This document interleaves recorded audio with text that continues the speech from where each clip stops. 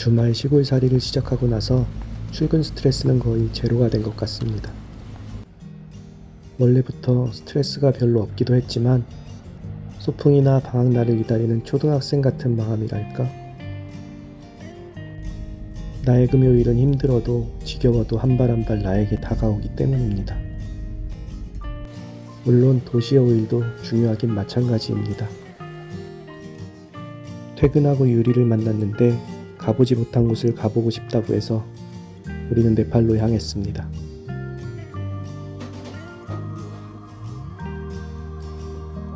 처음이라 어색하게 앉아있는데 어서오세요 하신 분이 TV에서 나옵니다. 사장님이 네팔에서 많은 교류를 하시는 것 같았어요. 새로운 음식이나 과일, 음료가 나오면 한번 먹어보는 사람이 있고 자기가 먹던 것만 고집하는 사람이 있는데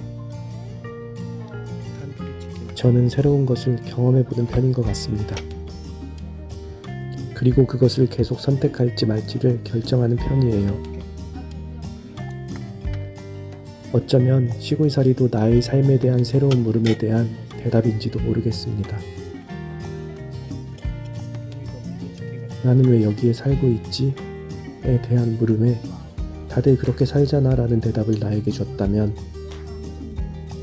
나의 멀리는 없었을 것이고 나중에 멀리도 없었을 것입니다. 그렇다고 전 항상 새로운 것을 경험해보고 도전해보는 것이 무조건 중요하다고 생각하진 않습니다. 다만 지금의 나에게 계속된 질문을 던지는 사람, 오랜 시간 꿈꿨지만 아직도 고민 중인 사람, 계속해서 준비해왔지만 아직도 준비가 덜 된 것 같은 사람, 그런 사람들은 좀 더 시작에 주저하지 말아야 하는 것은 같습니다. 자신의 선택은 경쟁이 아니며 그저 시작이기 때문입니다. 나를 지배해오던 학창시절의 경쟁과 순위는 더 이상 없지만 우리는 평생 스스로 경쟁하며 살아가는 것 같습니다. 정작 웃긴 건 경쟁자는 자신이 그 사람의 경쟁자인지도 모르는데 말이죠. 어떻게 경쟁 없이 살아? 라고 할 수도 있지만 그러니까 경쟁을 이렇게 하는 건 어떨까요? 그 약속을 지키기로 한 나와 말입니다. 다른 사람이 아닌 나와의 경쟁은 솔직히 다른 사람과의 경쟁보다 훨씬 어렵지만 나의 삶에 집중하게 되고 다른 사람의 세상에 나를 비춰볼 시간이 아깝다는 걸 느끼게 된답니다.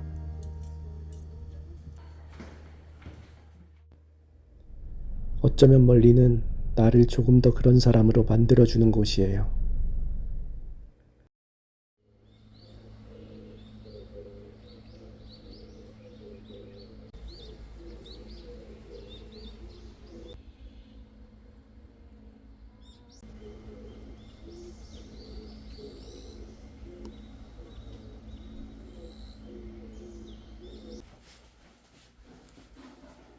어젯밤 멀리에 오니 책 한 권이 문 앞에 도착해 있었어요. 같은 시골살이 유튜버로서 알고리즘으로 초기부터 보게 되었는데 저와는 다른 천상계 말빨로 한순간도 눈과 귀를 뗄 수 없었던 리를타네님.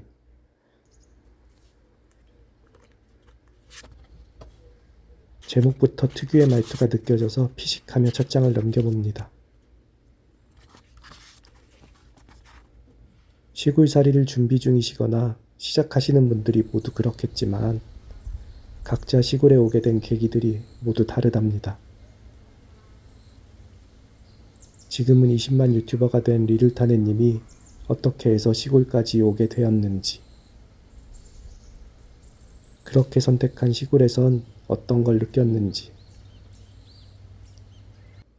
중간중간 직접 그린 재미있는 사파에서도 타네님의 스타일이 묻어나고요. 특유의 흐름을 끊지 않는 말빨은 필력으로 되살아나서 쉽게 읽기 좋았습니다.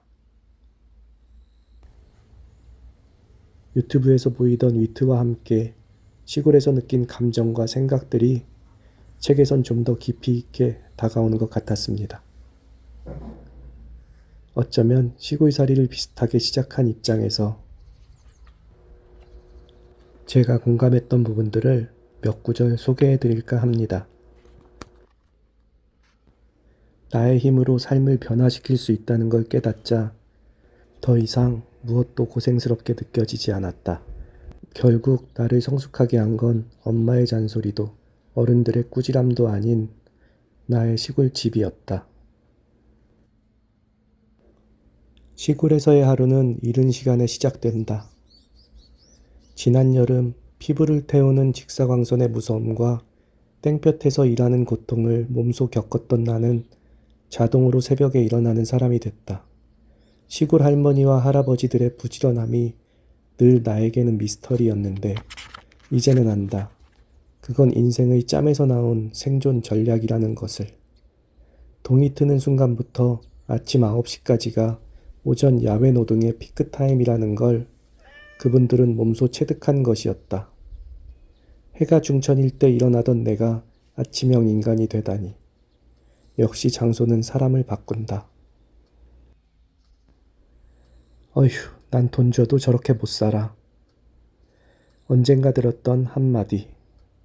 달리 설명할 방법은 없지만 남들 눈에는 답답하고 불편한 내 일상이 내게는 구원이었다는 걸 이제 나는 안다. 그저 지금의 나는 매일 아침 밖으로 나가 밤새 야채가 얼마나 자랐는지, 꽃은 싹을 틔웠는지 확인한다. 손길이 필요한 집안 곳곳에 손을 내어주며 오늘을 충실히 살아간다. 손수 갖고 나가는 인생은 할 일이 태산이라 나라는 인간에게 화를 낼 틈이 없다. 내가 이곳에서 조금씩 변화하고 있다. 실수하면 다시 만회하면 되고 실패하면 다시 도전하면 된다는 걸 그 편이 넘어질까 두려워 한 발자국도 움직이지 못하는 것보다 100번 낫다는 걸 깨달았다. 중요한 건 인생이 과정이라는 걸 이해하는 것이다. 갓난아기도 첫걸음을 내딛기 위해 수없이 넘어지고 일어나길 반복하는데 어른의 사정이라고 다를 리 없다. 7번 넘어졌다 7번 일어나면 그만큼 앞으로 나아가는 것이 인생이다. 달리든 걷든 구르든 넘어지든 제자리 걸음만은 하지 않는 것. 이 역시 인생을 잘 사는 방법이 아닐까? 내가 쫓지 않아도 진을 빼지 않아도 자연은 언제나 대가 없이 베푼다. 그래서 모두들 자연을 어머니에 비유하는 모양이지. 농사를 지으며 살아가는 이곳의 생활은 몸은 바쁘지만 마음은 느긋하다. 세상살이에 바빠 자연에 무심했던 나는 자연으로 돌아오고 나서야 비로소 제 속도를 찾아가고 있다. 그래서 난 결혼을 생각하기 전에 먼저 사람다운 사람이 되기로 했다. 그러려면 자신부터 존중해야 했다. 나를 존중하지 않으면서 남을 존중한다는 것은 그 자체로 어불성설이니까. 그렇게 시골로 내려온 나는 주변 환경을 아름답고 청결하게 꾸미려고 노력하며 체계적으로 살기 시작했다. 돌이켜보면 도시에서의 내가 무임승차했던 건 사람들의 바쁜 스케줄이 아닌 그들의 열정과 의지였다. 의지가 약한 인간은 누군가 움직여주지 않으면 그대로 쓰레기가 된다. 그렇게 통제되지 않은 일상은 게으른 나로 하여금 24시간의 대부분을 허비하게 했다. 우리는 모두 언젠가 스스로의 시간을 책임져야 하는 날을 맞이한다. 자신의 시간을 주도적으로 이끌어갈 때 비로소 진정한 인생이 시작된다. 돈을 벌기 위해 우리는 하루에 6시간은 잠을 자고 나머지 시간의 대부분은 일을 한다. 아이러니한 건 그렇게 번 돈으로는 정작 가장 필요한 건 살 수 없다는 사실이다. 건강도 그렇고 가족도 그렇고 시간도 그렇다. 돈을 번다고 그냥 흘러가 버린 세월은 무엇으로도 살 수 없다. 과거도 현재도 구원하지 못하는 돈으로 하물며 미래를 살 수 있을리 만무하다. 들이는 시간과 정성에 비해 돈은 너무 적은 것을 돌려줬다. 그래서 결심했던 거다. 돈을 내 인생의 가장 중요한 가치로 두지 않기로. 이곳에서는 게으름이 용인되지 않았다. 왜냐, 이곳에서 나는 조물주나 다름없기 때문이다. 밭에 심은 농작물은 매일 물을 주지 않으면 말라 비틀어지거나 벌레에게 뜯어먹힌다. 또 잡초들은 매일 뽑아주지 않으면 하루가 다르게 괴물처럼 증식해버리고, 내가 일하지 않으면 이 세상은 망해버린다. 다시 말해 시골에서 부지런함이란 곧 생존이고, 살아남고 싶으면 부지런해져야 한다. 게으름뱅이에게 시골은 명약이었다.